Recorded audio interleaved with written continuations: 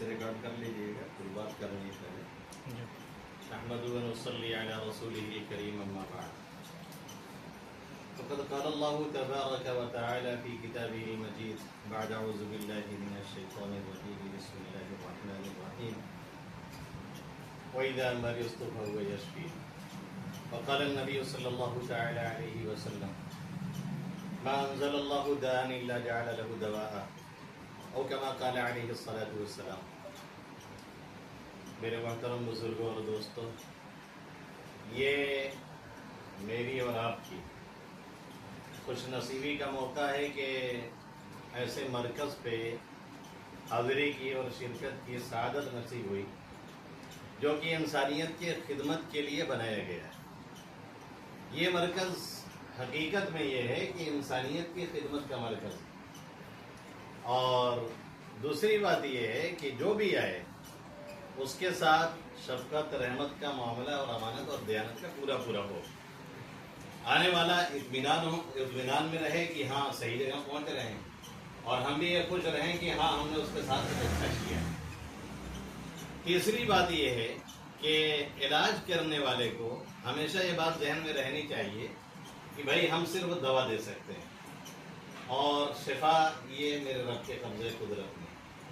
इसीलिए हम और आप देखते हैं कि बाद मरतबा वही दवा एक दो खुराक में मुकम्मल आराम पहुंचा देती है और सेहत मिल जाती है, और कभी वही दवा जो है महीनों नहीं आप खाते रहिए, पता ही नहीं चल रहा है कि कहाँ जा रही है। इससे पता चला कि भाई ये शिफा किसी और के कब्ज़े में है। अल्लाह फरमाता है वइज़ा मरिज़्तु फ़हुव यशफ़ीन। हज़रत मूसा की हिकायत करते हुए कि जब मैं बीमार होता हूँ तो वही मुझे शिफा देता है।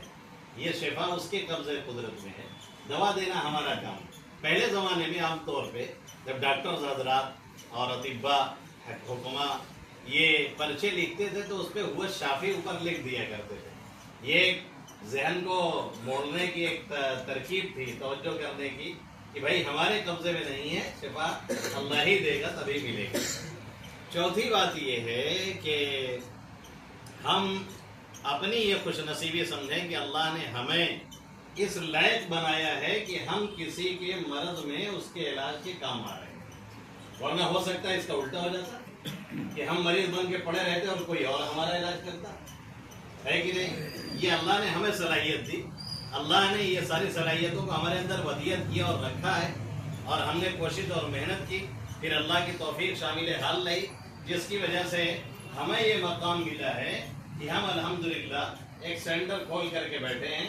अब हम तो ये नहीं चाहेंगे कि हर कोई बीमार हो और उसको बीमारी लगे और आए तो इलाज करें, लेकिन ये ज़रूर चाहेंगे कि जो आए उसे पूरा इत्मीनान मिले, उसे शिफा मिले।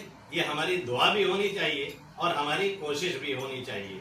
और एक बात और याद रहे कि दवाएं जब अपनी जगह पे जा करके मिलती हैं तभी शिफा होती है, और सही जगह नहीं पहुंचती है तो शिफा नहीं होती है। अब जिसकी शिफा मुकद्दर होती है तो उसको दवा उसी एतबार से मिल जाया करती है, और शिफा अगर मुकद्दर नहीं होती है तो एक डॉक्टर से दूसरे, दूसरे से तीसरे, तीसरे से चौथे आदमी दौड़ता रहता है, लेकिन वो अभी क्योंकि मामला सही नहीं उधर से, इसलिए शिफा नहीं मिल रही है। अल्लाह के हबीब सल्लल्लाहु अलैहि वसल्लम ने फरमाया मा अंज़लल्लाहु दाअन इल्ला जअल लहु दवा।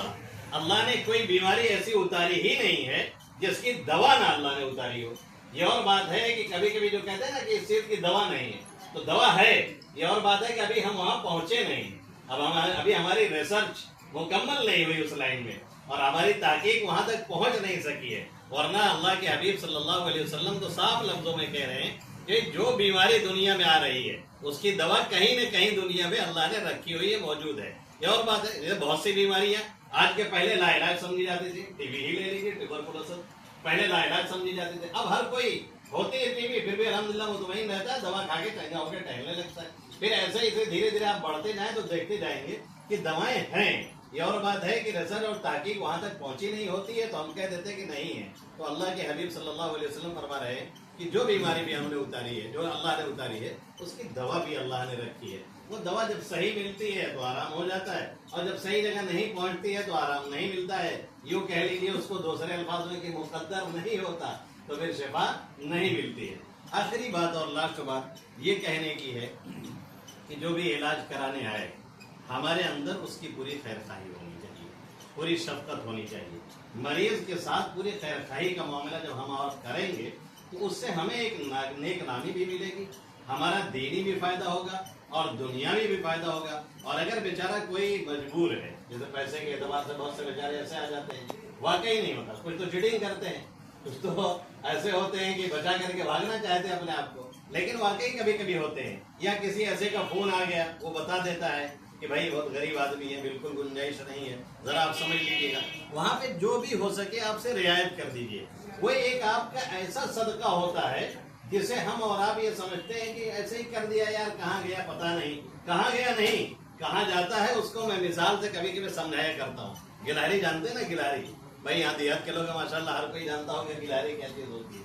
वो आम तौर पे अखरोट के बागात में होती है, अखरोट के बागात में, उसके जंगलात में ज्यादा दौड़ती है। करती क्या है, उसको आपने देखा होगा कि वो गले में कई कई चीजें जो है रख लेती है, भूल जाता है बंदरों की तरह से। तो गिलहरी अखरोट को तोड़ तोड़ के रखती रहती है और ले जा करके उसे छुपाती है। कहीं तोड़ लिया, ज्यादा तोड़ लिया तो ले जा करके जमीन में छुपा देती है। अक्सर होता ये है कि छुपाने के बाद वो भूल जाती है कि हमने छुपाया कहाँ है। अब उसका आगे फायदा सुनिए, उसने तो ले जा करके बीज को जमीन में छुपाया था अपने फायदे के लिए, लेकिन वो गई भूल। अब बज़ाहिर लगा कि उसका चला गया एक अखरोट, लेकिन होता ये है कि फिर वो अखरोट सड़ता है, गलता है, उसके बीज से एक नया दरख्त निकलता है, उस दरख्त से फिर लाखों अखरोट पैदा होते हैं। उस एक बीज के जरिए से बाग वाले को भी फायदा होता है और गिलहरी को भी मुकम्मल तौर से उसका फायदा मिलता है। ऐसे ही अगर हमने किसी के साथ 10 बीज छोड़ दिया, या कोई बेचारा इतना मजबूर आ गया कि उसका 1 रुपया भी लेना मुनासिब नहीं, हमने छोड़ दिया, ऐसा नहीं है कि वो बेकार जाता है। वो समझ लीजिए कि हमने वो बीज कहीं डाला हुआ है और आज नहीं कल इंशाअल्लाह ताला उसका नफा हमें और आपको मिलेगा, क्योंकि ला यज़ीउल मारूफ अबदा, भलाई कभी भी बेकार नहीं जाती है। अल्लाह रब्बुल इज्जत इन चंद बातों पे हमें और आपको अमल की तौफीक नसीब फरमाए। आमीन या रब्बल आलमीन। दुरूद शरीफ पढ़ें, दुआ करें।